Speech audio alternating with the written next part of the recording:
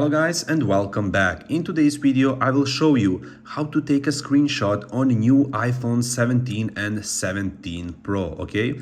So go to the home page, home screen, okay? So this is my home screen, and on the left side on your phone you can see this little action button, volume up, volume down, okay? At the right side of your phone you can see power on or power off button, this big button here, and all you need to do is to click volume up button and power on button at the same time. So I will show you now, so just click at the same time, boom, that's it.